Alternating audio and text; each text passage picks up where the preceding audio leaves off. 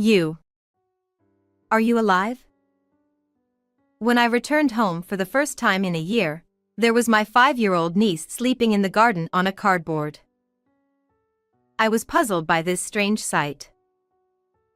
After all, I had heard that my brother's child had passed away in an accident last year. Moreover, wearing tattered clothes and looking emaciated, she was completely different from the way I remembered her. Where's your dad?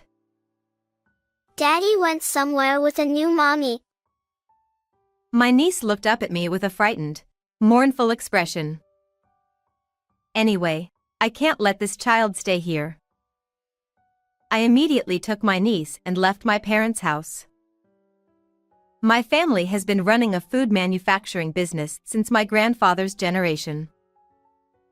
We owned offices and factories, and I think we were a reasonably wealthy family in the local area. My family and relatives, including my grandfather, were old-fashioned people who believed that if you were going to have children, you should have a male heir. When I was born as the eldest daughter in such a family, my parents were deeply disappointed. My father was cold to me for not becoming the successor of the company, and my mother, who was blamed by my father and relatives for giving birth to a girl, seemed to resent me. And since my younger brother Lucas was born when I was 5 years old, I became completely burdensome to the family.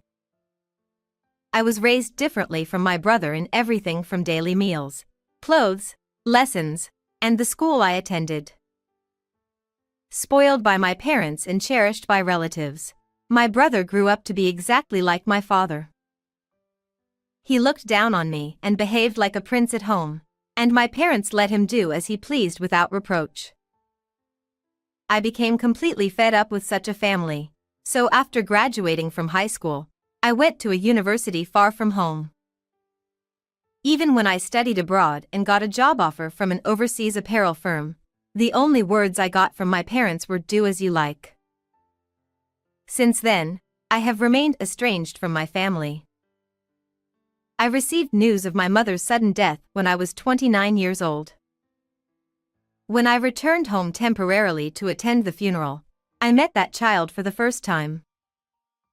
Hey, let's play. During the funeral, a girl of about 3 years old came up to me with a ball in her hand and pulled the hem of my skirt. I wonder who she is, a relative's child? Since I hadn't been back to the US for several years, I thought she must be a child born to some relative during that time.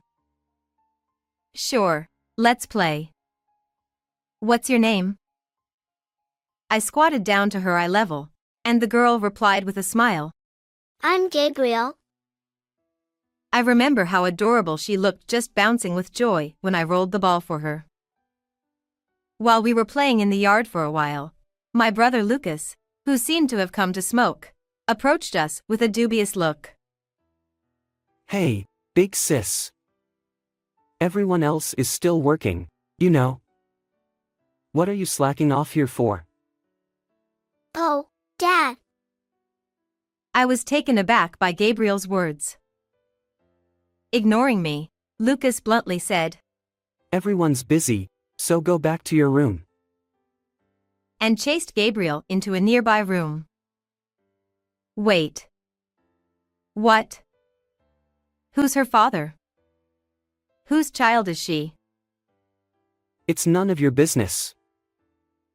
With a curt reply, my brother threw away his cigarette and quickly left the scene. It was as if he didn't want me to touch upon the subject of that child. Curious, I made inquiries about Gabriel while helping the relatives, and I was surprised to learn from them that she was Lucas's daughter. She's your niece, isn't she? Didn't you know? They said. I was speechless. Not only did I not know that my brother had a daughter, but I didn't even know he was married. When I asked for more details, it seemed that while I was away in America, my brother had been living his life as he pleased. After fooling around in college, he got his girlfriend pregnant and had a shotgun wedding. After graduating, He lived with his wife and child at my parents' house under the pretext of taking over the family business, but he left all the work to my parents and his wife. My parents continued to spoil my brother as usual and didn't care at all about his wife.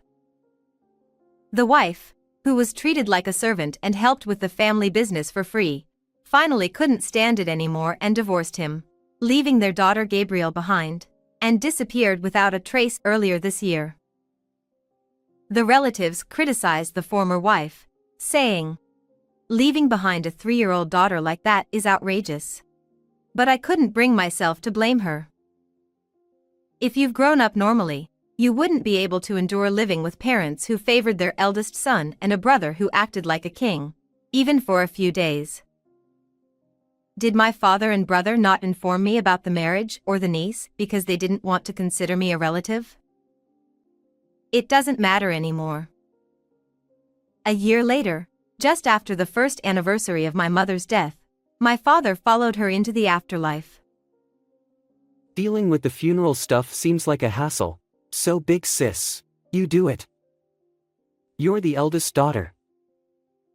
When I received such a message from my brother, I couldn't help but feel angry. Don't you feel any gratitude for being raised so well? Dad, Mom, they were both terrible at raising children. However, I was also urged by the employees of my father's company and the relatives to handle the funeral, and I ended up returning home and taking charge of the funeral.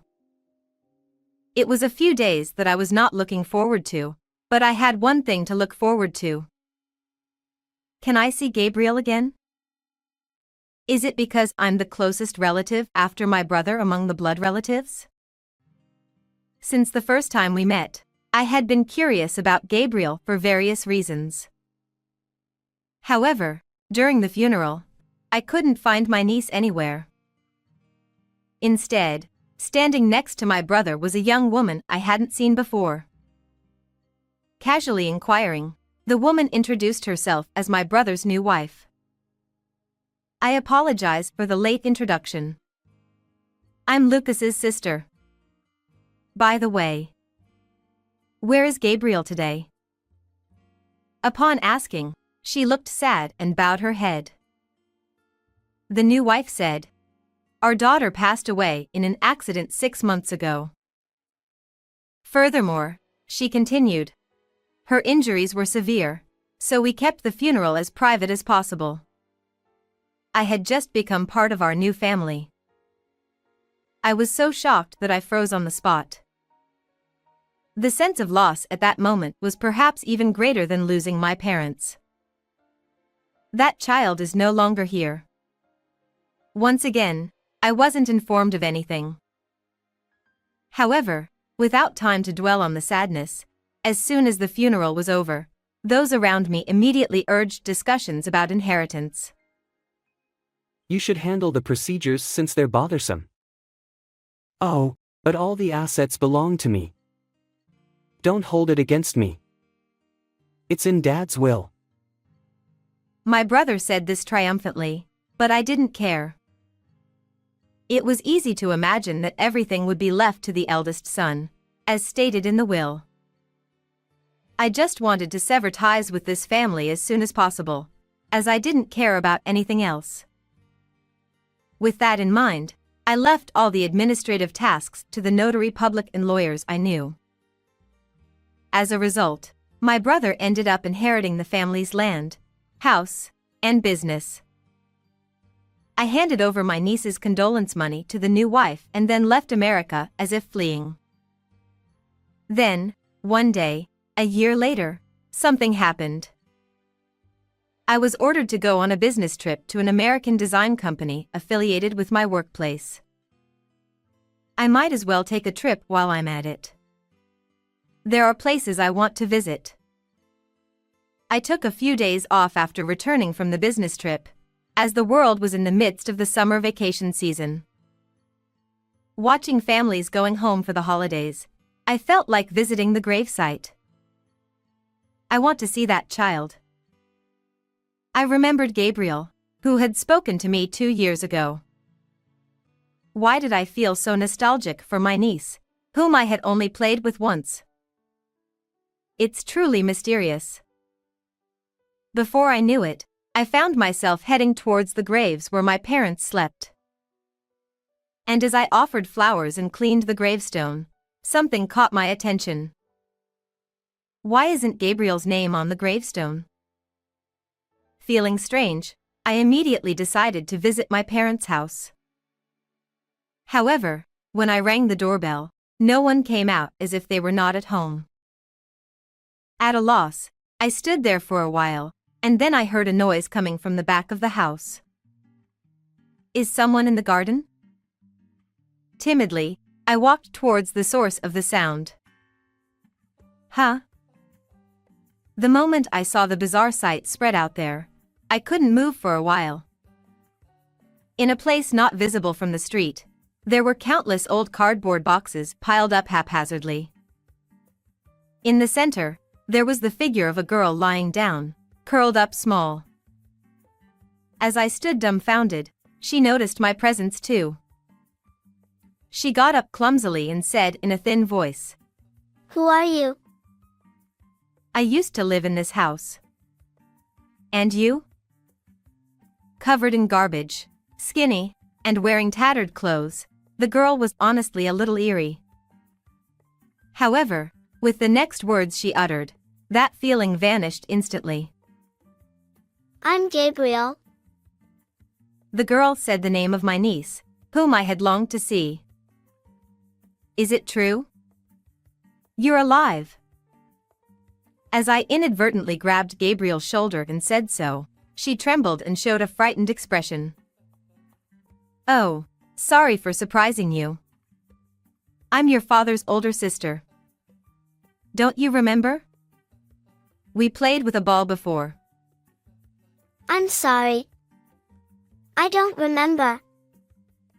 Since my niece was only 3 years old at the time, it's understandable that she didn't remember me. Where's Dad? He went somewhere with a new mommy. It seemed that my brother and his wife had not returned home, leaving my niece behind. Anyway, let's go inside. I have the key to this house. I can't go inside the house. Daddy and Mommy said to stay here. That's what my niece pointed at, a crude tent made of cardboard. On top of that, I'm only allowed to go in the storage room on rainy days, but not today because it's sunny. She continued. I didn't know the details, but I understood that it was not a normal situation. It's not good to let this child stay here.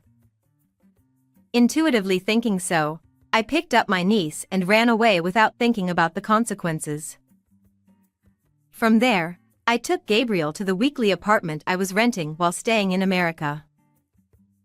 I fed her, bathed her, and dressed her in new clothes I bought on my way back, and it was then that I finally realized what I had done.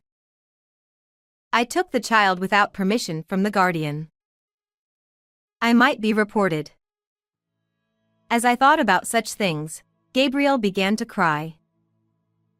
Oh, I see. It must be scary to suddenly have someone you don't know doing all sorts of things to you. I'm sorry. No, it's not that. The food is delicious, the bath is warm, this place is like heaven. And Thank you, Auntie. with a relieved expression, my niece said so. I heard that she hadn't had a decent meal or bath for a long time. Where did my brother go? Why is Gabriel living in such a place? There were so many things I wanted to know. I couldn't get any useful information even when I asked my 5-year-old niece. I tried to contact my brother many times, and finally, 2 days after protecting Gabriel, I was able to get through to him. Finally. Where are you leaving your own child? Ha! Don't suddenly yell at me. You're annoying. Hey, she was with you, wasn't she? It's perfect. From now on, you're going to take care of Gabriel. Lucas showed no signs of remorse and, on the contrary, said something outrageous. Huh? What are you saying? Wasn't that child supposed to be dead? Did I say that? But it's not my fault. My current wife said she doesn't want other people's children. I was in trouble too. The current wife he mentioned is undoubtedly the second wife I met a year ago. She had sincerely conveyed her regret that my niece had passed away, but now she's saying she doesn't want her. I couldn't believe it. I don't know where the ex-wife went, and neither of my parents is here. Feel free to adopt her if you want. It's a hassle. While I was confused, my brother simply said that and hung up the phone. I tried to contact him again, but it seemed that he had turned off his phone. The next day, I also went to my brother's company, but I couldn't get through to him. Nevertheless, I wanted to know the details, so I tried to contact relatives and company employees one after another. Then, I was able to get in touch with a former employee who used to work under my father and learned about my brother and niece's situation. My brother officially became the manager of the company when my father fell ill, but he brought the company to the brink of bankruptcy in less than half a year. He didn't learn anything about managing a business and just lounged around in the president's chair, so it's natural. The second wife is the daughter of the president of a company with whom my father had a long-standing relationship, and since she hadn't been very fortunate in finding a good match, the parents introduced them to each other. The president on the other side said, "Let's merge our companies if you have a daughter and a child," and my father and brother agreed without hesitation. Moreover, as a ridiculous bonus for agreeing to the merger, if they agreed to the merger, they would help with the financial management of my brother's company and even shoulder his debts. My greedy father and brother jumped at the chance. The formal procedure was planned to be carried out when they had a child between them. After that, I stopped seeing my niece around the house. That was how it ended, and anger welled up inside me. Don't you find it strange that the president's daughter suddenly disappeared from the house? Since there were frequent comings and goings of employees between the company and my parents' house, it's hard to believe that no one knew about my niece. I was just an employee and could only follow the wishes of the presidents. Besides, I've already retired. The former employee's excuses seemed somewhat lame. And when I was told to take care of her, I almost shouted. After that, although there were some relatives who contacted me, they all said the same thing: I don't want to get involved, or it's none of our business. Even though a 5-year-old child was suffering, all my relatives are unanimously. Thinking that these people were my relatives made me really dislike them, and I literally held my head in my hands. Auntie, am I an unwanted child? My niece muttered suddenly. Just like when I first met her, while pulling the hem of my skirt. I watched her with rapt attention. Am I an unwanted child? It's something I've thought about countless times since I was a child. As I gently hugged my niece, words that I had always wanted someone to say to me in the past came out reflexively. You're not an unwanted child. And I vowed to protect this child alone, and at the same time decided to send my brother, who had been treating my niece roughly with my selfishness, to hell. Immediately afterward, I contacted the judicial scrivener and lawyer who had helped me with the inheritance of my father. I'm glad I went through the procedures just in case. When I requested with a smile, both of them kindly agreed to help me. Everything was ready 2 weeks later. Then, my brother, who realized the seriousness of the matter, said furious calls and messages like a demon. I only replied, I'll explain it to you, so come to the company, and with the lawyer, headed to the conference room of my brother's company, where my brother and his wife were already waiting. Furious. Hey, you damn sister. Why is our parents' house up for sale? What do you mean selling the car and the factory? According to my brother and his wife, a bailiff suddenly came to their house this morning and told them to vacate their home. It's all written in the documents that were sent to you by the court. My brother, who was about to grab me and attack, I responded calmly. Most likely, he ignored the contents of the certified mail and just threw it away. It's what the court decided. Since we agreed, you have to pay what you owe. I didn't agree to anything. Besides, I don't remember you asking me for money. Why do I have to explain what was written in the documents again? A year ago, didn't you take all of Dad's inheritance? That was actually not allowed. So I used my rights to file a complaint.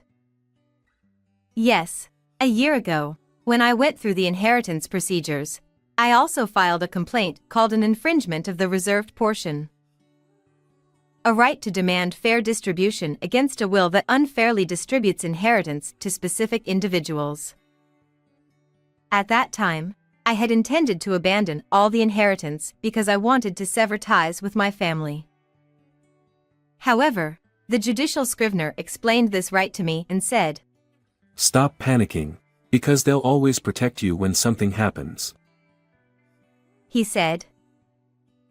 And so, I am truly grateful to the judicial scrivener who recommended me to apply at that time. The inheritance my brother received amounted to $2 million, including my parents' savings, money from selling cars, and the value of land and buildings. I claimed my reserved portion of $1 million. Originally, inheritance should be shared among all heirs. So, you should have split my inheritance in half at that time. Using gentle words that even a primary school child could understand, I explained, but my brother remained angry. Dad's will said all the property would be inherited by me. So you have no rights. That will was determined to violate my rights. In other words, the will is not valid. What's that? You never said anything about it at that time. The certified mail should have arrived from the judicial scrivener. You're at fault for only looking at documents that suit you, aren't you? I didn't know anything about being claimed. In the world of adults, not knowing is not an excuse. Even though he's the president, it seemed he didn't know such things. Thank you for leaving me alone for a year. Thanks to you, I was able to be ignored for my claim, and now I can bring it to court. While calmly lining up my words, which seemed to irritate my brother, he clicked his tongue and glared at me resentfully. You were just passing it off to the judicial scrivener and lawyer, and now you suddenly want money. You're a sneaky woman. A year ago, I applied as a last resort. I thought I'd let it go even if 10 years passed and the statute of limitations expired, and I didn't want the company or the house anyway. Then you should have left it alone. Or is your purpose to harass me? You're really a mean woman. I've always hated that about you since we were kids.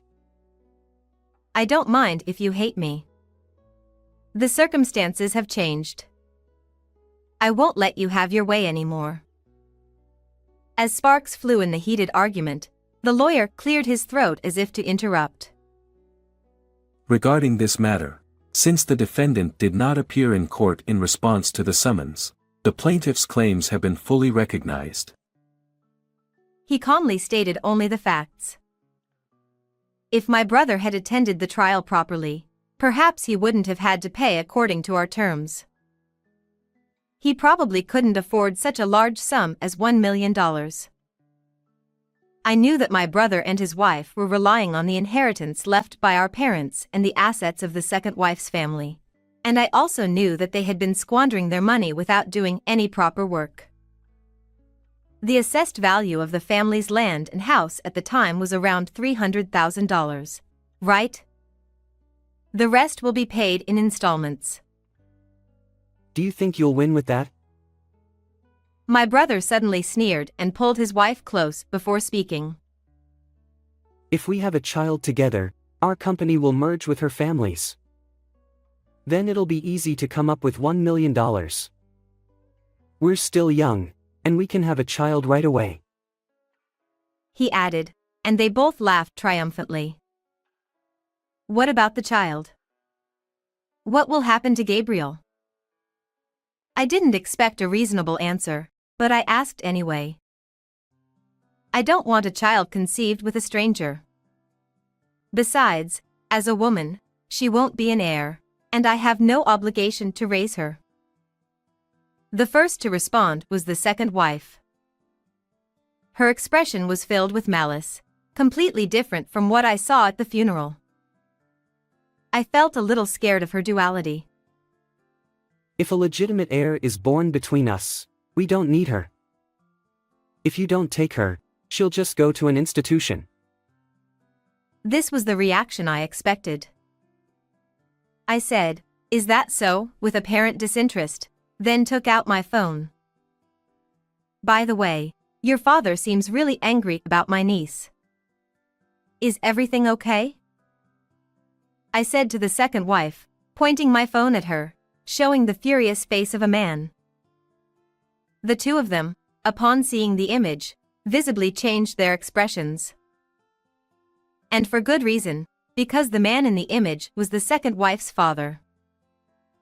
The father, glaring at my brother. I never heard anything about a child. If what Lucas's sister said is true, it makes me doubt you guys' character. He quietly stated. Then, he turned to the second wife and shouted. I never raised a heartless person who would mistreat a young child like that. Why? How? It seemed my brother didn't expect me to contact the second wife's father, and the couple began to tremble. It's impossible not to make arrangements when you think about it normally. Not only did my brother have a child with his ex-wife, but he also never mentioned my existence to the second wife's parents. If he seriously thought he could keep it hidden, it was incredibly naive. The father said, A man who would abandon his own child for money is not needed in our family. There will be no talk of a merger, and my daughter will be disowned. And he hung up the phone. I was relieved that the second wife's father turned out to be a decent person. Hey, where did you take Gabriel? Bring her back now. My brother shouted, pale. What are you going to do with that child? You don't want her, right? Shut up. She's my child. Gabriel belongs to me. I'll take her if you won't. Too bad. I've already completed the adoption process, so she's already part of my family. What? What the hell are you doing? You didn't say anything about it. You said to do as I pleased. In the next moment, my brother finally grabbed me by the collar. Immediately, the lawyer restrained him, but he struggled and couldn't be restrained. Despite his face turning red with anger, tears welled up in his eyes. You useless burden on the family. You're worthless. You should just listen to me and Dad. Stamping his feet and saying whatever came to mind, Lucas was like a child throwing a tantrum. If the merger falls through, my company will go bankrupt. Then I won't be able to pay you any money. He forgot that this was a company meeting and finally started crying like a baby. At that moment, employees who had heard the commotion gathered around. Deal with this young guy. Isn't he your boss? As I said to the crowd, several men began to restrain my brother. The inheritance has already been legally determined to be paid. work hard and pay it off. I don't know anything about the company. Finally, I spoke calmly to my subdued brother, making eye contact with him. You can't escape from the court. Don't say it's too much trouble anymore. Looking back, I realized that I had never scolded my brother like this before, as his older sister. For him, who had always been the prince, being admonished by his older sister must have been the ultimate humiliation. But Lucas couldn't say anything back and just slumped to his knees. Afterward, my brother and his wife divorced, and our family's company went bankrupt soon after. My brother sold the family home and car, but it was nowhere near enough to cover the claimed inheritance. I used my connections to introduce my brother to a cleaning job through a dispatch agency. But in the end, he only worked earnestly at first and quit after a few months. He couldn't endure manual labor and extreme poverty, having been a prince all his life. Recently, I heard from colleagues in America that my brother, who looked like a homeless person, was seen sleeping in a park on cardboard. On the other hand, my niece immigrated overseas with me and started attending a local elementary school this spring. She is loved by all my colleagues and friends and is enjoying happy days. She will never again think of herself as an unwanted child. How did you like this story? Please consider subscribing to the channel. Well then, let's meet in the next video.